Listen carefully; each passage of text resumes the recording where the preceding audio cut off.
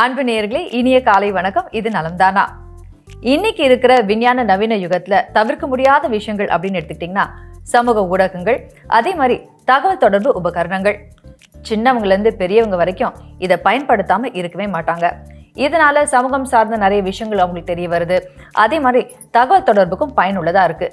இது ஒரு புறம் இருக்க, அதே நேரத்துல சிறியவர்கள் இருந்து பெரியவர்கள் வரைக்கும் மன ரீதியாகவும் உடல் ரீதியாகவும் நிறைய பாதிப்புகளையும் சந்திக்கிறாங்க.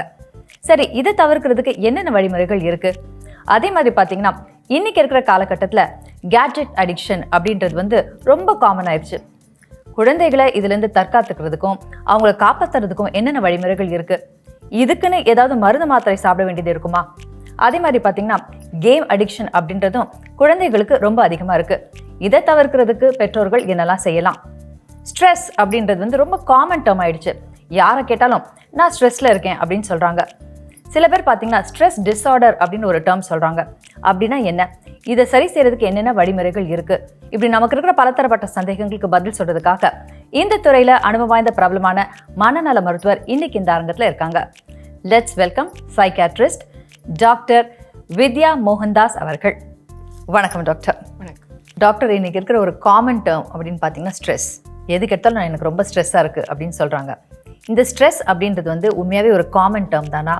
மனநலத்திற்கும் அதற்கும் ஏதாவது தொடர்பு இருக்கா? அதை பற்றி சொல்லுங்களேன். ஸ்ட்ரெஸ் அப்படிங்கிறது இயற்கையாகவே நம்ம உடம்புல இயற்கையாக வர விஷயம். அதாவது இப்போ நம்ம ஒரு எக்ஸாமுக்கு படிக்கிறோம், இல்லை ஒரு இன்டர்வியூ அட்டன் பண்ண போகிறோம்னா கொஞ்சம் நாட்களுக்கு நமக்கு மூளையிலையும் உடல்லையும் சில ரசாயன மாற்றங்கள் ஏற்படும். அது நமக்கு நம்மளை தூங்க விடாது, நமக்கு கொஞ்சம் கான்சென்ட்ரேட் பண்ணுறதுக்கு, நம்ம வேலையை இன்னும் சிறப்பாக செய்யறதுக்கு ஹெல்ப் பண்ணும். ஸோ இதை நம்ம யூஸ்ட்ரெஸ் அப்படின்னு சொல்லுவோம். அதாவது இந்த மாதிரியான மாற்றங்கள் நம்ம வேலையை இன்னும் சிறப்பாக செய்யறதுக்கு நமக்கு ஹெல்ப் பண்ணும்.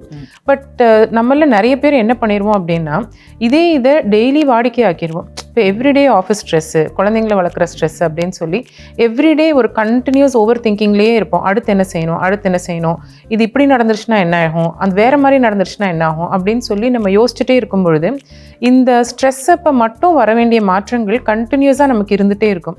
அப்போ அதை நம்ம டிஸ்ட்ரெஸ் அப்படின்னு சொல்லுவோம். தட் இஸ் நம்மளோட ப்ரொடக்டிவிட்டி, நம்ம வேலை செய்யக்கூடிய அந்த விஷயம் கம்மியாக ஆரம்பிக்கும்.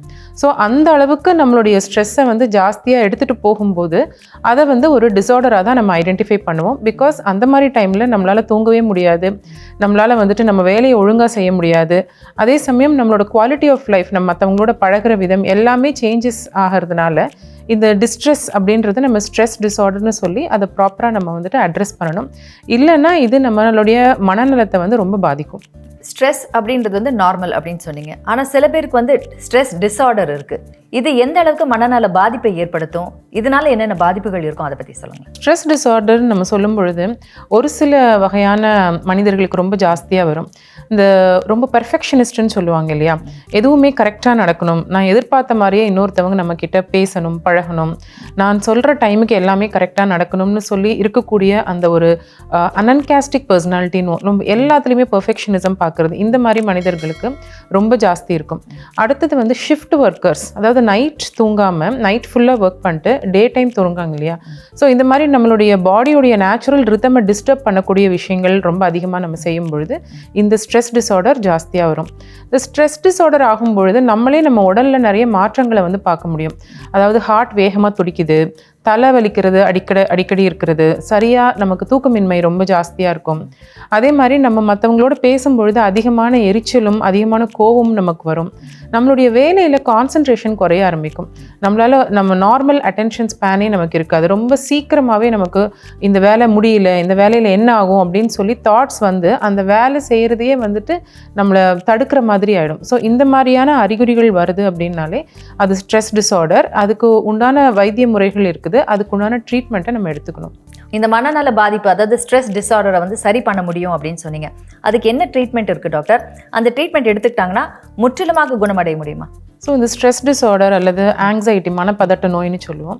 ஸோ இந்த ஆங்ஸைட்டி டிஸார்டர் இருக்கிறவங்களுக்கு முதல்ல நம்ம மருந்துகள், அதாவது இவங்களுடைய அந்த பாடியில் அதிகப்படியாக இருக்கக்கூடிய ஸ்ட்ரெஸ் ஹார்மோன்ஸை நார்மல் லெவலுக்கு கொண்டு வர வேண்டிய மருந்துகள் கொடுப்போம். அப்போ தான் இவங்களுக்கு அந்த உடல் ரீதியாக வரக்கூடிய மாற்றங்கள் குறையும். ஏன்னா உடல் ரீதியாக மாற்றங்கள் குறைஞ்சாதான் இவங்களால கொஞ்சம் தெளிவாக சிந்தனை செய்ய முடியும். இல்லாட்டினா அந்த ஸ்ட்ரெஸ் டிஸார்டர் இருக்கக்கூடிய நிறைய பேர் பார்த்தீங்கன்னா எனக்கு படபடப்பு இருக்குன்னு சொல்லி கார்டியாலஜிஸ்ட் கிட்ட போவாங்க, தலைவலிக்கு நியூரோலஜிஸ்ட் சைக்காலஜிஸ்ட் கிட்ட போவாங்க, மாறி மாறி போயிட்டே இருப்பாங்க. எல்லாரும் நீங்கள் நார்மலாக தான் இருக்கீங்க, ஸ்கேன்லாம் நார்மலாக தான் இருக்குது அப்படின்னு சொல்லிடுவாங்க. பட் ஸ்டில் இவங்க ஒரு காரணம் தேடிட்டே அதில் திரும்ப ஸ்ட்ரெஸ் ஆக ஆரம்பிப்பாங்க. ஸோ முதல்ல இவங்களுக்கு உடல் ரீதியாக இந்த ஸ்ட்ரெஸ் உண்டாக்குற அந்த பாதிப்புகள்லேருந்து விடுதலை கொடுக்கறதுக்கு மருந்துகள் கொடுக்கணும். இந்த மருந்துகள் வந்து எந்த விதமான பக்க விளைவும் இல்லாத நல்ல மருந்துகள் இப்போ மார்க்கெட்டில் வந்திருக்கு. ரெண்டாவது வந்து சைக்கலாஜிக்கல் ட்ரீட்மெண்ட், தெரப்பி அப்படின்னு சொல்லுவோம். ஸோ இவங்களுடைய யோசிக்கிற பேட்டர்ன், திங்கிங் பேட்டர்ன் சொல்லுவோம். இவங்களோட சிந்தனைகளில் எங்கே இவங்க எரர்ஸ் பண்ணுறாங்க.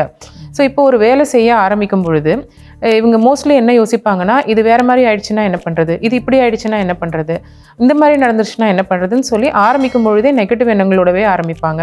இப்போ குழந்தைகளை வளர்க்குற தாய்மார்கள், ஷிஃப்ட் ஒர்க்கில் இருக்கிறவங்க, ரொம்ப பர்ஃபெக்ஷனிஸ்ட்டாக இருக்கிறவங்க எல்லாருக்குமே இந்த சிந்தனை குறைபாடுகள் இருக்கும். இதை காக்னிட்டிவ் எரர்னு சொல்லுவோம். இந்த மாதிரியான சிந்தனை குறைபாடுகள் இருக்கும் பொழுது தான் இந்த ஸ்ட்ரெஸ் ரொம்ப அதிக அளவில் உடம்புல நமக்கு தெரிய ஆரம்பிக்கும். ஸோ அவங்க சிந்தனைகளை எப்படி சீராக வச்சுக்கிறது அப்படின்னு சொல்லி காக்னிட்டிவ் பிஹேவியர் தெரப்பி செய்ய ஆரம்பிப்போம். ஸோ ஒரு விஷயத்தை அணுகும் பொழுது எந்த மாதிரி யோசிக்க ஆரம்பிக்கணும், எந்த மாதிரியான நெகட்டிவ் எண்ணங்களை தவிர்க்கணும்னு சொல்லி அவங்களுடைய சிந்தனைகளை பற்றி நம்ம பேசுவோம். மூணாவது வந்து இவங்களுக்கு ஸ்ட்ரெஸ் வெளி சூழ்நிலையிலேருந்து வருதா, இப்போ ஆஃபீஸில் ரொம்ப அதிகப்படியான ஒர்க் லோட் கொடுக்குறாங்க, இல்லை வீட்டில் வந்துட்டு இவங்களுடைய மனைவியோ இல்லை கணவரோ இல்லை வீட்டில் வேலைப்பளோ ரொம்ப ஜாஸ்தியாக இருக்குது, அல்லது எக்ஸாம் ரிலேட்டட் டென்ஷன். ஸோ வெளி சூழ்நிலையிலேருந்து வரக்கூடிய ஸ்ட்ரெஸ்ஸாக இருந்ததுன்னா ஃபேமிலி தெரப்பி அல்லது கவுன்சிலிங். சில சமயங்களில் ரொம்ப ஸ்ட்ரெஸ் ஆகக்கூடிய மாணவர்களுக்கு அவங்களுடைய பிரின்சிபல் அல்லது டீச்சர்ஸ் அவங்க கிட்ட நாங்கள் இன்டர்வியூன் பண்ணுறது உண்டு. ஸோ ரொம்ப அதிகப்படியாக இவங்களுக்கு ஸ்ட்ரெஸ் கொடுக்கக்கூடிய விஷயங்கள் செய்ய வேண்டாம்னு சொல்லி. ஸோ இந்த மாதிரி மெடிகேஷன்ஸ், அதுக்கப்புறம் சைக்கலாஜிக்கல் தெரப்பி, அதுக்கப்புறம் ஃபேமிலி கவுன்சிலிங், 3 நிலையில் நம்ம ஸ்ட்ரெஸ் டிஸார்டருக்கு ட்ரீட்மெண்ட் பண்ணுவோம். பெரியவர்களுக்கு ஸ்ட்ரெஸ் வர்றது ரொம்ப நார்மல், ஓகே. பட் குழந்தைகள் எல்லாத்தையும் மறக்கக்கூடியவங்க அப்படின்னு சொல்லுவாங்க. பட் அவங்களுக்கே ஸ்ட்ரெஸ் இருக்கு. குழந்தைகளுக்கு ஸ்ட்ரெஸ் இருக்கு அப்படின்றத முதல்ல எப்படி கண்டுபிடிக்கிறது, அதை பற்றி சொல்லுங்களேன். குழந்தைகளுக்கு ஸ்ட்ரெஸ் இருக்கு அப்படின்னு சொல்லும்பொழுது நிறைய குழந்தைகள் வந்து தனக்கு ஸ்ட்ரெஸ் இருக்குன்றதை வெளிப்படையாக வந்து சொல்ல மாட்டாங்க. ஸோ அவங்களுடைய நடவடிக்கைகளை வச்சு தான் நம்ம வந்து கண்டுபிடிக்கணும். முக்கியமாக அவங்களோட தூக்கம் பாதிக்கப்படும், சரியாக தூங்க மாட்டாங்க. ரெண்டாவது வந்து அவங்களுடைய ஃபோன் யூசேஜ் கொஞ்சம் ஜாஸ்தியாக ஆரம்பிக்கும். நிறைய இந்த காம்படிட்டிவ் எக்ஸாம்ஸ் படிக்கக்கூடிய குழந்தைகள் சொல்கிறது என்னென்னா, எனக்கு வந்து புக்கை திறந்தாலே வந்து ரொம்ப டென்ஷன் ஆகுது, எக்ஸாமை பற்றின சிந்தனைகள் வருது, அதனால் கொஞ்ச நேரம் நான் மொபைலுக்கு போகலான்னு நினைக்கிறேன்.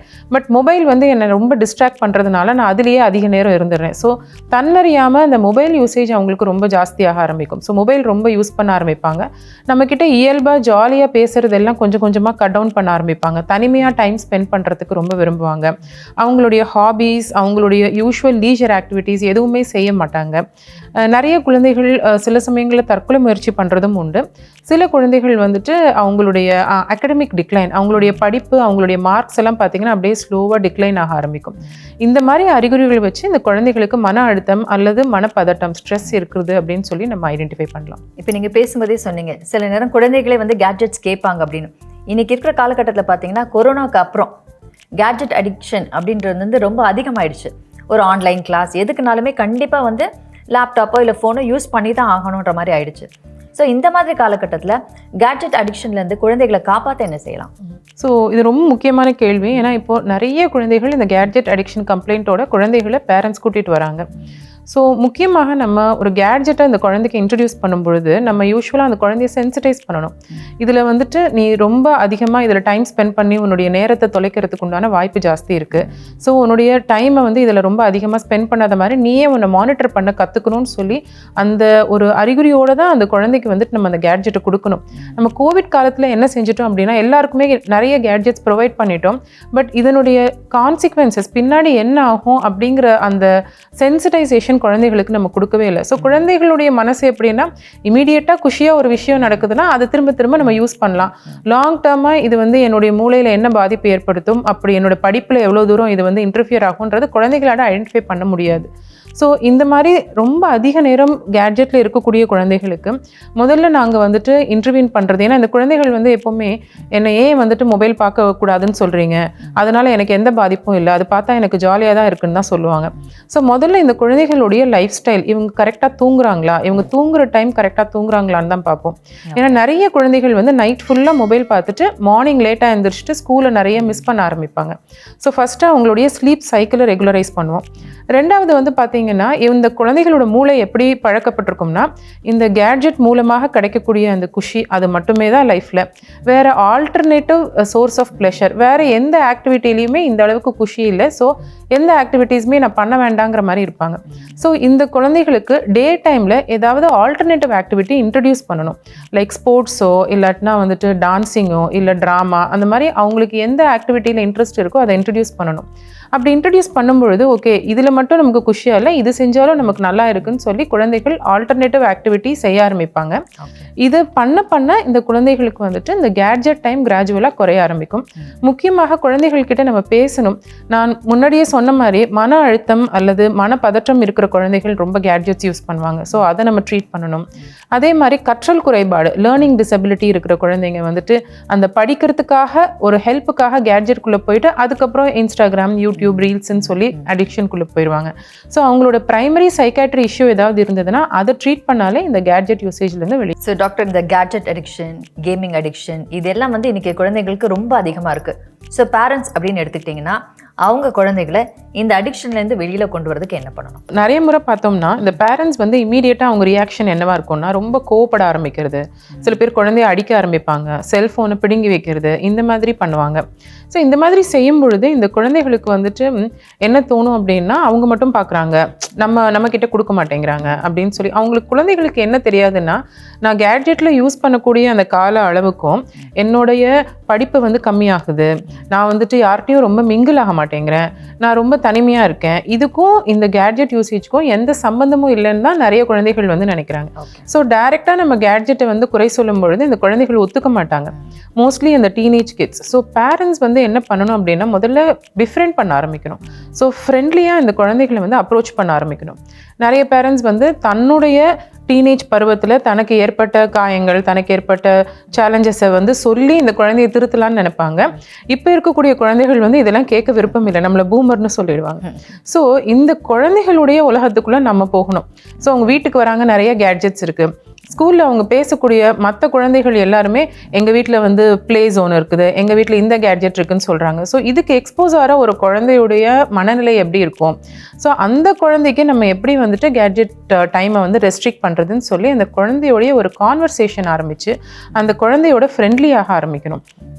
அதுக்கப்புறம் தான் இந்த குழந்தைகளுக்கு வந்து உன்னுடைய இந்த கேட்ஜெட் டைமும் உன்னுடைய முன்னாடி நீ படிச்சுட்டு இருந்த அந்த வேகமும் இப்போல்லாம் குறைய ஆரம்பிச்சிருக்குன்னு சொல்லி இதுக்கு ரெண்டுத்துக்கும் உண்டான ஒரு அசோசியேஷன் க்ரியேட் பண்ணி இதுக்கு உண்டான சொல்யூஷனை அந்த குழந்தைகள்கிட்ட இருந்து நம்ம எடுக்கணும்.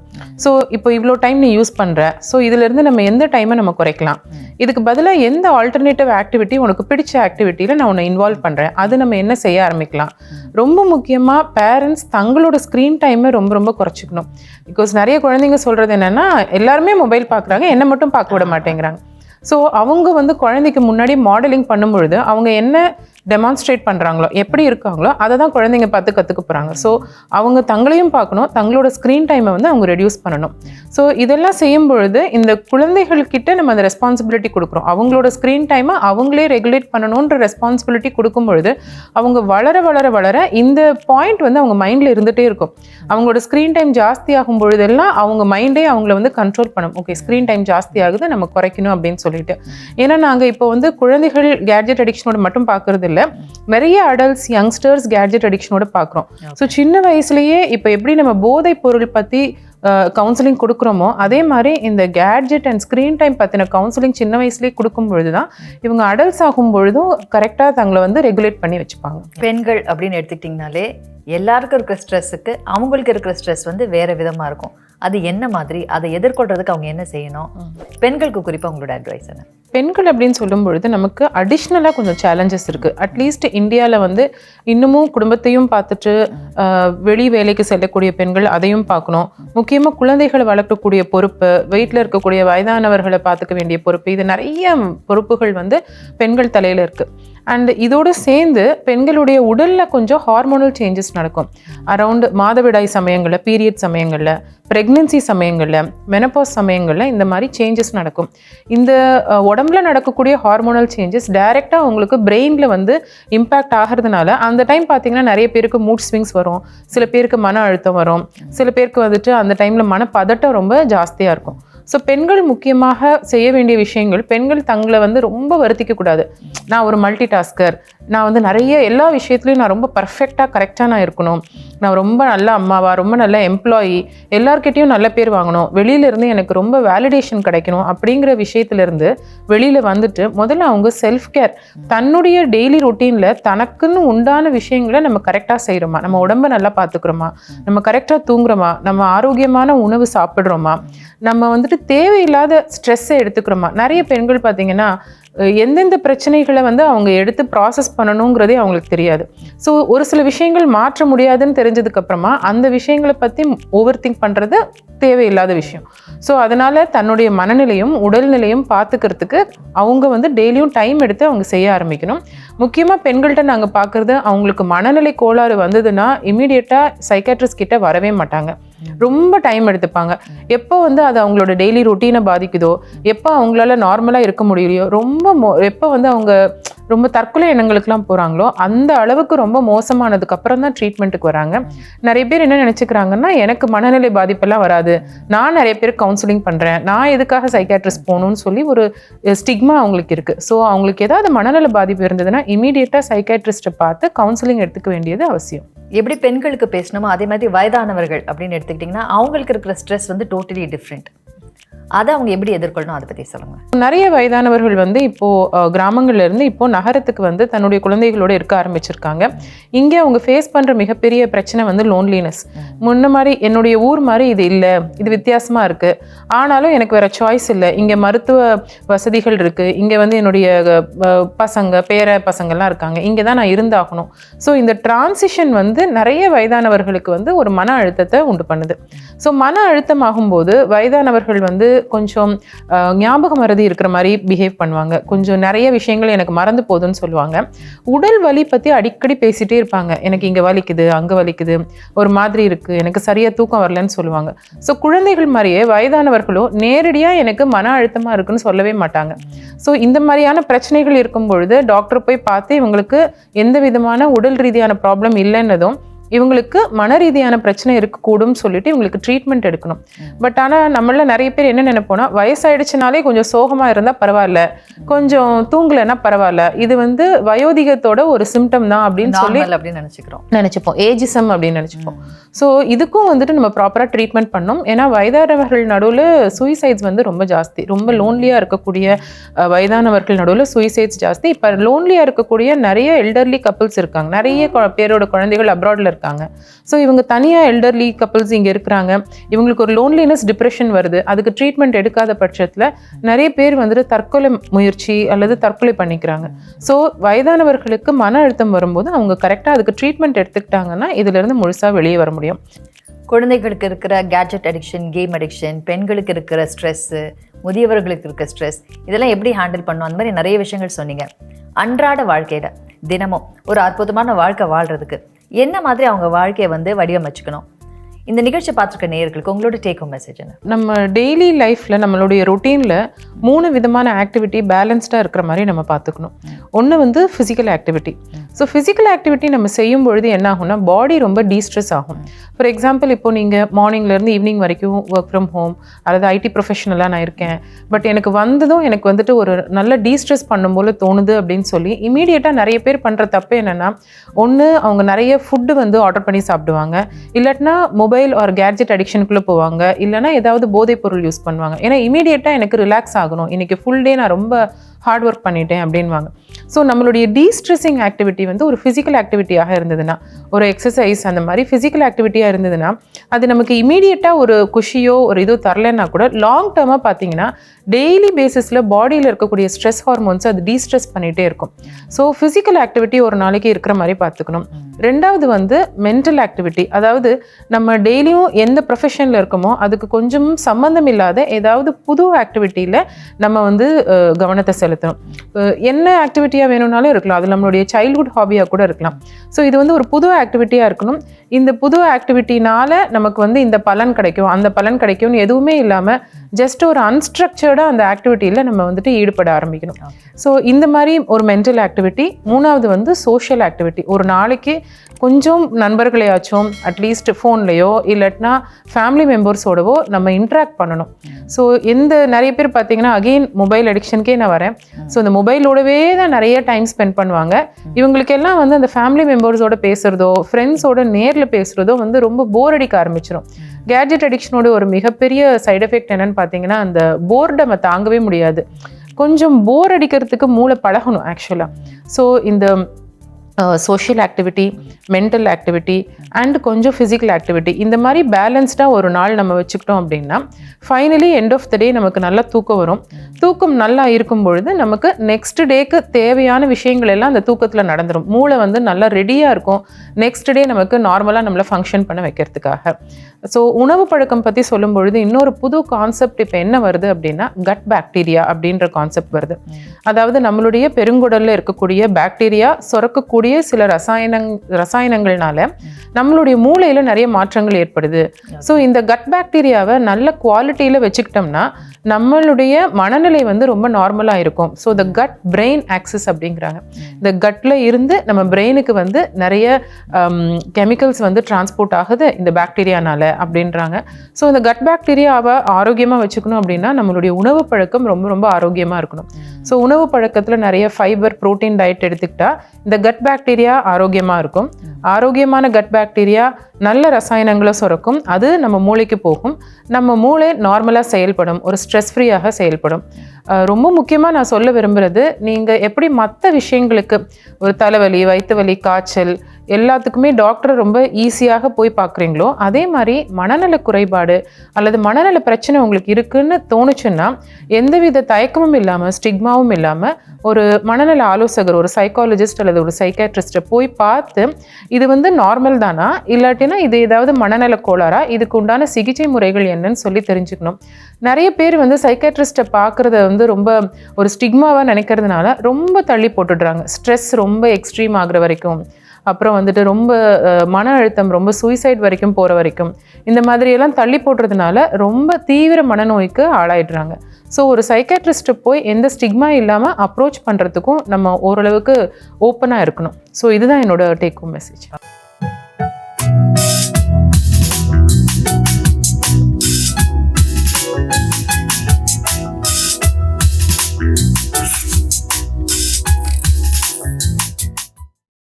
இன்னும் பல வீடியோக்களை காண சன் லைஃப் சேனலை சப்ஸ்கிரைப் பண்ணுங்க.